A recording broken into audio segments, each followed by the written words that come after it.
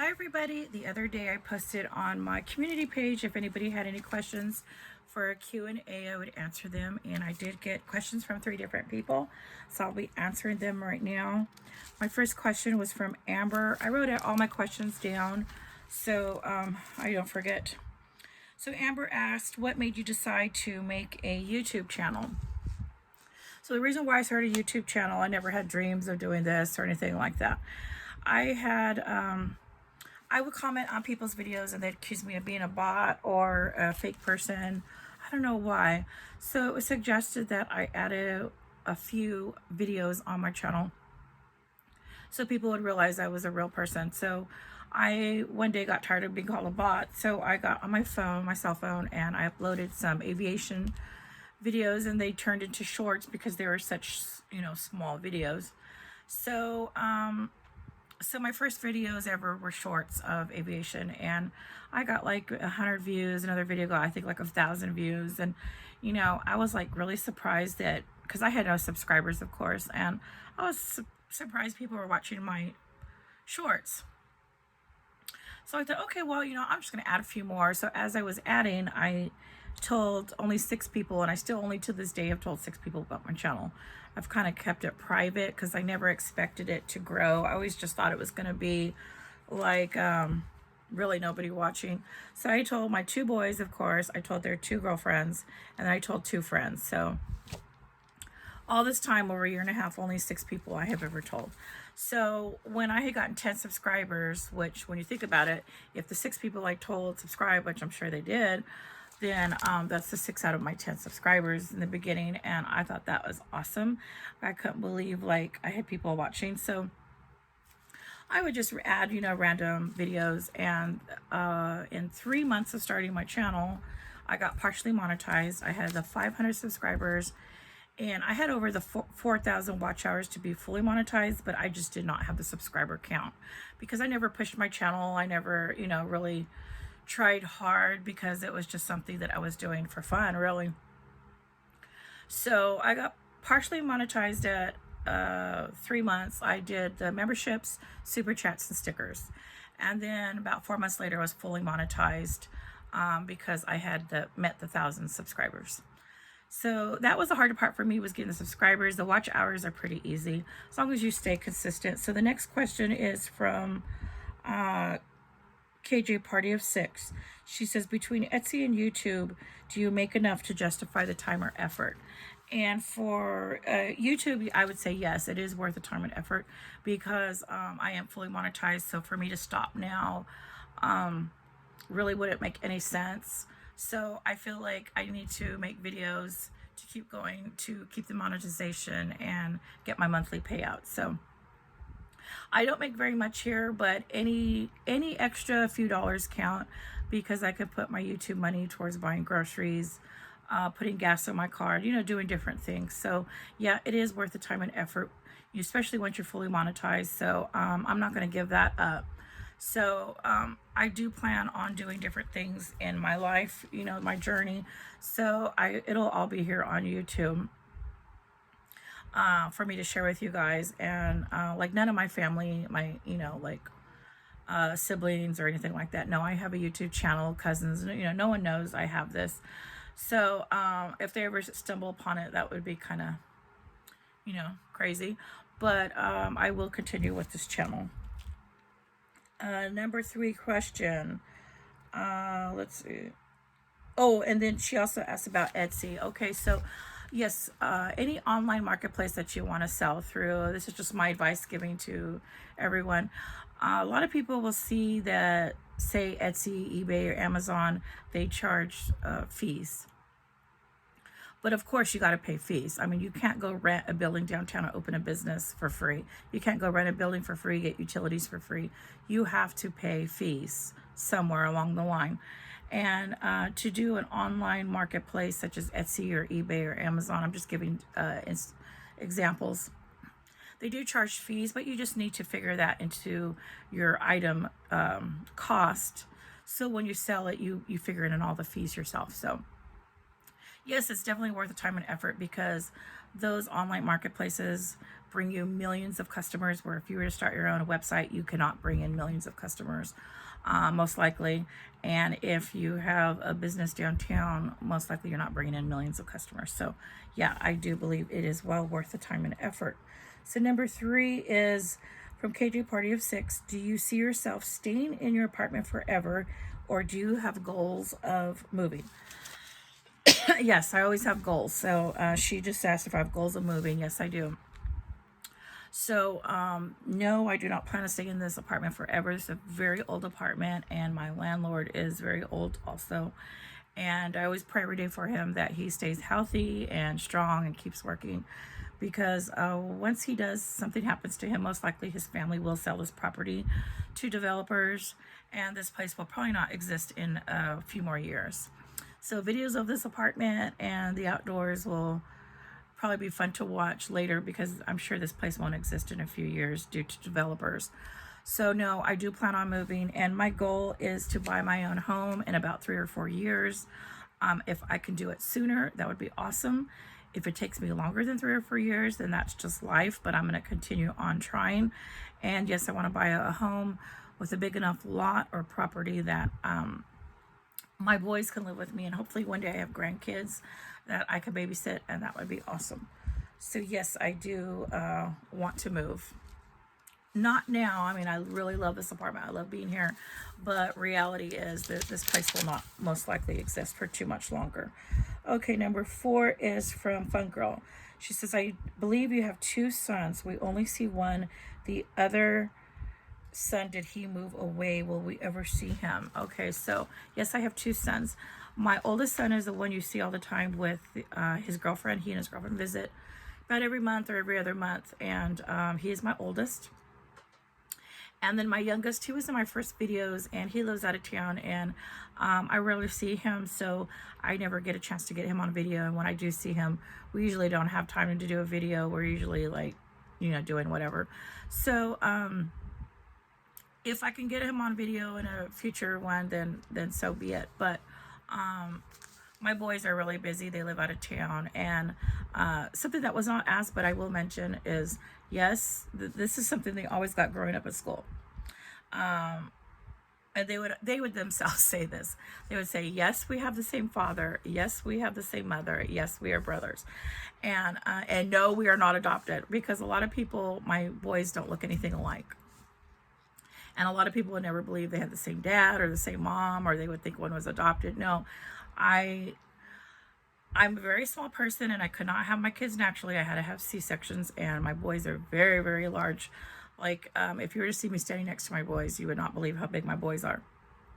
And yes, I had them, but not naturally. Thank goodness. Thank you, God. Okay, that was number 4. Number 5 is KJ. I'm combining 2 questions. KJ Party of 6 and Fun Girl. Okay, so KJ Party of 6 says, do you... oh no, that's not it. Oh, here it is. Were you a stay-at-home mom, or did you have a career? Just curious what your jobs are. And then Fun Girl asked, you mentioned you were a pilot. Do you fly? Do you still fly? Did you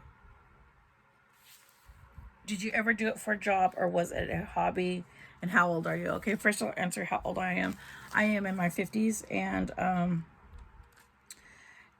KJ asked, was I ever a stay-at-home mom? So I'm going to blend both these questions together. No, I was never a stay-at-home mom. I always worked for family, and then I also had other jobs outside of that. So growing up, I always worked at my dad's shop, and my mother also had businesses. So when I was growing up, I used to clean, sweep, answer phones, make appointments. When I turned 16, I would drive customers, pick up customers. So I worked there every day, and after work we would go out to dinner. So that's why my mother never learned how to cook. We were always busy working, doing things, and some days I'd get to go home, and play and all that. But as I got older, I did go to work all the time, working for family. So then once I graduated high school, I started college, and I majored in administration of justice. That's what it was called at that time. It's probably like called criminal justice now, I don't know. So I majored in that. I also got my paralegal, and then I went beyond my paralegal. So I was asked what did I want to do as a career, and I said I really wasn't certain what area I wanted to go into and what I wanted to do. It was suggested I go take this test for government job.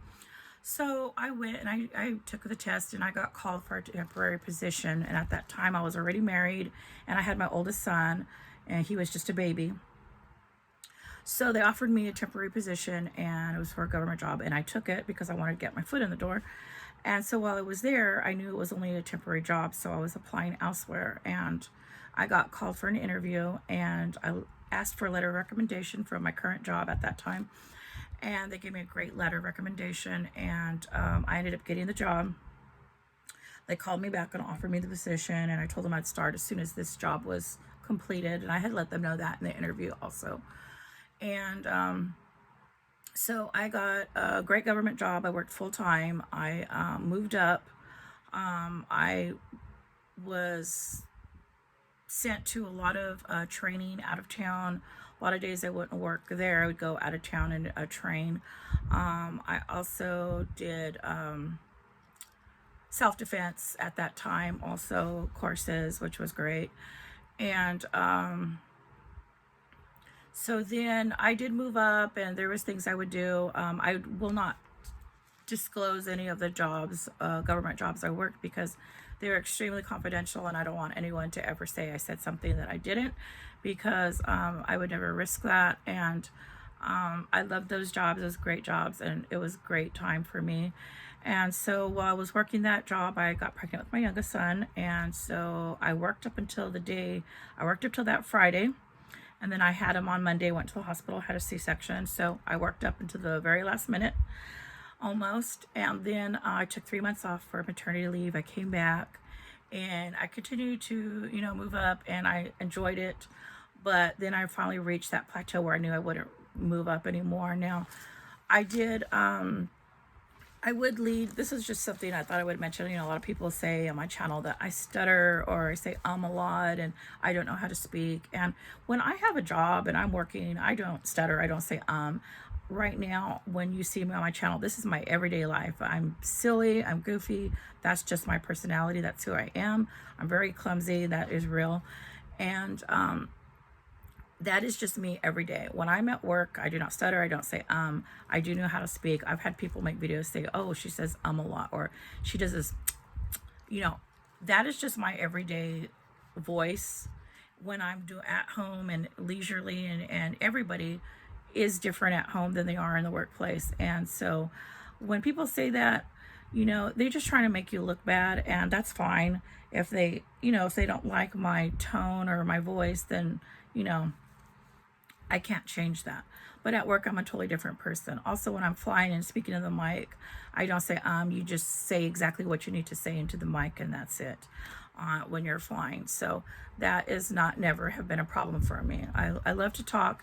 When I worked at that one job, I actually would lead the weekly meetings on Monday mornings for what happened the previous week. And in our area, we had about 85 people. So I would always get up every Monday and do all the talking and ask if anyone had questions. And I would do all of that. And I enjoy doing that. I enjoy speaking in front of people. I'm not shy. I'm not scared. I'm not intimidated. I've been told on my channel that because I don't show my face, I must have no confidence. I have extreme confidence in myself. So I'm just a faceless channel. This is what I choose to be, because I have never told anyone about this channel. And so I keep it this way. Eventually, I probably will move to showing my face and my whole self in videos as I go along, and my channel might change in the future. That is a possibility, because things always change. So that is out there. So then from there, I realized I was not going to move up, and I was traveling to another place, and that was another government job. And so I told them, hey, when you guys have an opening, let me know. I want to apply. So I did apply. They told me I tested very high, and they didn't tell me how high I tested, but that made me excited. And I believe the lady, because she was very mean, very stern, very no nonsense. And so she said I had one of the highest test scores, so I thought that was awesome. So I don't know where I placed, but I was happy for that. So of course I got the job, and I did move up there. And so I always worked since my kids were babies. I never stayed home. I was always working. And then they were both in school at this time, and it was hard to take time off to go to like school events, to do doctor's appointments, and and I was doing that. And before, I never missed work. I always, I was a very hard worker, and never missed time. So at that time, I was having to do a lot of things with my kids. I had one in the hospital, and so that made me decide, I never stayed home and spent time with my kids. They need to come first, not my work. So I quit, I resigned, and I stayed at home, and I cashed out my retirement, and I did not regret it to this day. So don't think I have like this retirement and I'm living off of retirement. That is not the case. So I cashed out that time. I was penalized, but it was well worth it, because what I did is when they were in school, I started flight school, and I wanted to become a pilot. It was something I'd always wanted to do since I was a child, because we lived near an airport, and I'd always see them up in the sky flying when I was swimming or outside playing, and I always thought, I want to do that. But I thought only men flew at that time. You don't know. You think, oh, only men are pilots. So my sister had a store at that time downtown, and very, very successful store, and my mother worked there. She's the manager. So at that time when my kids were in school, I was a buyer for the store, and I didn't get paid because it was family, and I was living off of my retirement and going to flight school. So I worked for free as like a volunteer basis, and every time I worked for family, I never got paid, because it is something that you want to do to help them. And I won't mention any of the family business names, because for their privacy. And so I was a buyer, so I might do some videos on buying. So I was a buyer for them, and I would go twice a year to the gift shows, and then I would also do the ordering, and my mother would do the ordering during the and have deliveries, monthly and weekly. So and then when we get new product in, I would go and help, with that. And then sometimes I'd go pick up my kids and bring them back, and we had a room there for them where they can a break room where they could stay and while I worked. And it, I just did it for free because I wanted, my family's business to be successful. And it would also give me time when there wasn't customers where I could study for my pilot's exam.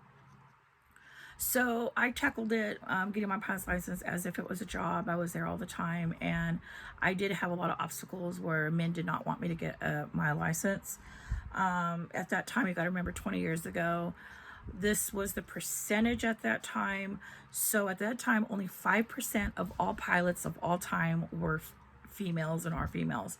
So this goes back like 100 years of getting your license. During this whole time period, only 5% of all pilots in the world were female. So the odds were totally against me when I was going to get my pilot's license. So I actually had men say to my face, we don't want no females, like this and that. So I would tell them, tough, too bad. I'm going to get my license. This is what I want to do. This is what I love. I'm going to do it. So too bad. So I would tell them to their face. And I figure, if you can dish it, you better be able to take it. So I got my license. I got it in about 3.5 months. And during all this time, I'm nonstop. So while I was taking lessons, you got to remember, a lot of these, I was old at that time. I was in my 30s, and that's pretty old to start off flying. A lot of these young people start flying since they're kids.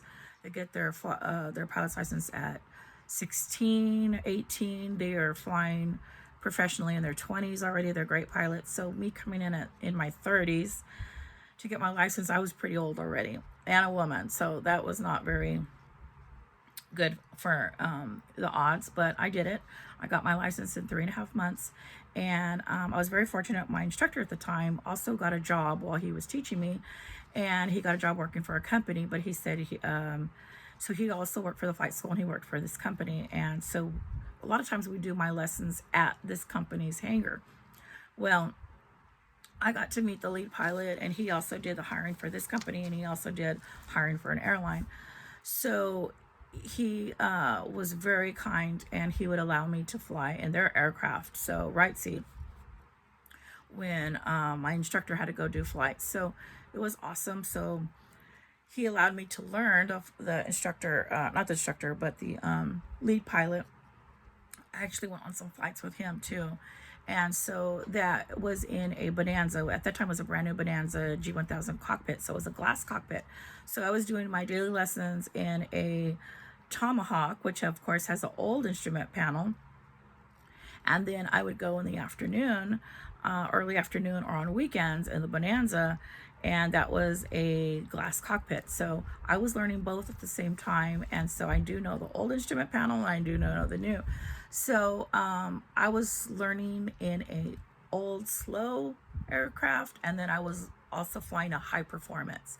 So going in brand new, it worked out very well for me that I was doing both at the same time, and that was just out of pure luck. I was at the right place at the right time because I got a lot of great hours in my logbook, high performance time before I even got my license, which was awesome. So my instructor had me fly everything to commercial standards when I first started learning, because I told them I want to be a corporate pilot like you, because they had great perks. They got a car, they got a credit card, they got great pay. They got paid a lot more than the people going into the airlines, because when you start off with the airlines, you got to start off with the regional jets and then you go on to the bigger one. So it takes a long time building up your hours unless you are a military pilot. They can go straight into the big ones, so because they have all the hours and the experience.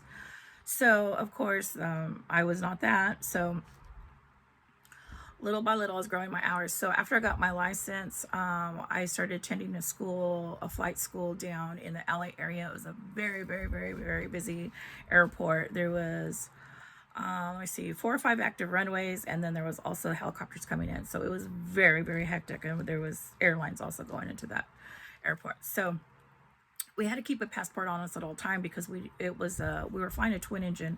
So I was doing my twin engine, multi-engine instrument rating there, and so we would fly out over the ocean, and so we'd be like in international water. So we also always had to have a passport on us. So that was exciting, and I love doing the twin engine. I love high performance. I love going fast. I love speed. I've always been that type of person that has been that likes that sort of thing. So I did very well. I'm very much a multitasker. So flying for me was absolutely perfect. I was like, oh, this is my thing. This is for me. So the head pilot told me that once I got all my ratings, that they would hire me as a pilot for their company, which I thought was so awesome. So I was working on that, going back and forth. I was going down to the LA area. I would stay there a couple days. I would come back. I would be working at my sister mother's store. I would be, with my kids. So it was a very hectic time. So I was really not a stay-at-home mother. So then I went with one of my pilot friends. He got a job up north, and he asked if I want to go with him. So I flew right seat. And so, and the question is, do I still fly? Yes, every chance I get, of course, I still fly. So we went with him. I went with him. I flew right seat. We went to this airport where he was going to be getting a job for this company, and that is where I met my ex. I talked to him the first day. We were very talkative. My friend ended up getting into an airplane accident, and it was actually on the news. And so I called the business, and I actually talked to my ex, and he said he'd keep me posted. He was in the hospital, and I told him I couldn't go down. I had a lot of things going on, but to wish him well. And so my ex got my email, and we corresponded, and he asked me on a date. He asked me if I wanted to go to San Francisco. I said I have to take my kids with me. I got kids. He's like, you got kids? I was like, yeah. So my kids were, grade school, I believe, still at that time. So then we went to San Francisco. We went to Ghirardelli's on Fisherman's Wharf, and the stores was so beautiful. It was like Santa's workshop for chocolate. Like all the boxes were like gold leaf, and they looked like trains, and the packaging, it did not look like the Ghirardelli that you see in the stores, those little squares. Everything was decorative. Everything was shaped like mermaid, different thing. I don't know about mermaids, but I know trains was for one. So he ended up buying us $500 worth of chocolate. And I didn't know he was going to buy us that much, but when you look at things, you go, ooh, I love that, or ooh, I want that, or ooh, that would be great, and he thought we really wanted it. So as we and my kids were looking at different things, he'd go pick it up. I didn't know, behind us, and go put it on the counter. So when we're leaving, We had 2 bags of chocolate, over $500. And I said, you spent over $500 on chocolate? He said, yeah. And then I go, you're the one for me. Because I love sweets. And he was laughing. And so actually after that date, he moved in and we were never apart. We were always together. So that was pretty cool. He was in aviation. He had a great job, like an amazing job. Amazing pay. And you're probably thinking, oh, there's no good pay in aviation. Like, this place is a $1 billion company. So they did really well. So at that time also, I was doing my flying, getting my hours, and then the company that I was going to plan to go work for ended up, the owner of the company ended up fleeing the country, and then they ended up capturing him, and he went to prison. So the business, he owned multiple businesses, and I mean, these were big, huge. This wasn't little time business. These were well-known companies throughout the world. And so when he got arrested and put in prison, of course, the company dissolved. And so my dreams of working for that company, of course, went out the window. And so my ex was like, don't worry about it, you know, just stay home and we'll figure something else out. Don't worry about it. You continue to fly, do your thing, build your hours. And so I really didn't need to work at that time because he did really well. And so I did stay home, and my son had a business at that time. So I worked there in his store and helped him. And I also did online work, of course. And then flying, and I still always fly whenever I get a chance, fly right seat. And so that is something I did not ever approach it as a hobby. That would be more like for rich people. I approached it as a career. I approached it as I got to work hard to improve my life for myself and my kids. And it really helped. I do not regret ever getting my pilot's license. I don't regret spending that money. I love the fact that I can get an airplane and go. The freedom, the greatness that it feels, and it's just absolutely the best thing in the world. And it did open a lot of opportunities for myself, my kids, and the aviation world is very tight knit. And I still am friends with everybody that I have met throughout the years, you know, because there's some people that, of course, you see all the time and you deal with all the time. But all the people that I met, like in the past and became friends with, we're still actually friends and talking and on Facebook and all of that. And it's great. So it's a great community. And so hopefully that answers all of your guys' questions. And I know my channel shows how my channel is based on how I was living out of a car, and you're probably thinking, how in the world did she get to that point? And so I'm going to just touch on that briefly. The man I was with, we were never married. We never got married. And everything was in his name. Everything was in, you know, the bank account was his name. Everything was in his name. So one day he never came home from work, and it was a tragic accident. And when we went to the hospital, me and my 2 boys, they took us to a room, and they didn't actually take a private room, like a business meeting room, and they didn't take us to a hospital room or a hospital bed. So I knew it was bad news. I mean, and you know, I didn't fool myself, and I knew it was bad. My boys knew it was bad. And so life changed overnight from that period of time.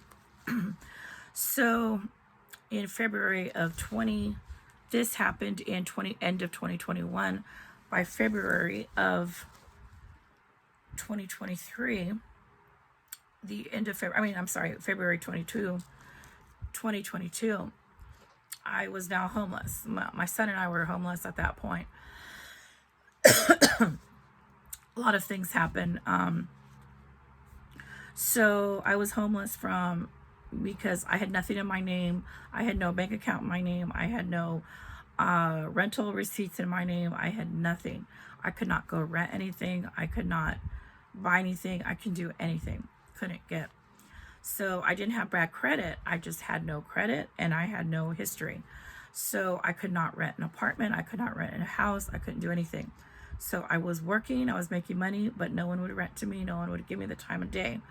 So I was living out of my car, and I kept thinking this is going to be temporary. I kept thinking this is only going to be 2 weeks. After 2 weeks, the first 2 weeks are the hardest of your life, living out of a car. Just to let you know, it turned into a month, turned into several months, turned into longer. And I still worked, I still saved. I got the opportunity to be in an apartment, and I've covered that in other videos. And I am now in an apartment, and I show my everyday living, coming from living out of a car to living in an apartment. And yes, I had great jobs at one time. And, you know, I just want to let you know, there are a lot of people living in parking lots out of their cars, individuals, couples, and families living out of their cars all over California, parking lots and property lots everywhere, because we cannot rent a place. We don't have the credit history, or we don't have rental receipts, or we don't have this or that. So you can't rent anything, and the rents are so high. They expect, at that time when this happened, they wanted first, last, and a deposit. So that is pretty pricey. If you're renting something that's $2,000, it's $6,000 to move in. Like, how do you do that? So now they've currently changed the law. It's only first and last month's rent, but still that's pretty pricey for people. So there are many people who are living out of their cars. They do not have mental issues. They do not have drug problems. It's because this society wants you to, if you want to rent, you got to have this and that. Well, now I am currently going to be in this apartment at the end of August, which was actually September is when my rent started. So September 1st, I will have been here 2 years in this apartment. So I now have 2 years rental receipts, and I always paid my rent early. I actually always paid it before the 1st, because I wanted to make sure that I had a place to live. I had a roof over my head. So September, I'll be 2 years. I now have the 2-year rental requirements in order to go rent a home or go rent another house. But I am going to stay here as long as I can. And I'm going to continue to be here because I really love it. I really enjoy it. I feel safe here, and I'm saving up because I want to one day buy a home. That is my goal. And I'm never going to stop having goals. I'm never going to stop doing things to better myself, for myself and my kids, and hopefully for my grandkids I will have in the future, hopefully. So this is just my question and answer. And I did throw in a little bit extra because I know people are going to be curious. Well, how in the world did you get to that point? And you got to remember, it was also very depressing. I'd never been a depressed person ever in my life. But to go from being with somebody all your life and thinking you were going to be together forever, to suddenly it's all over, it's very depressing. And imagine being homeless and going through that. It was tough. It was tough. Okay, everybody, thank you for watching. And if you haven't subscribed, please subscribe.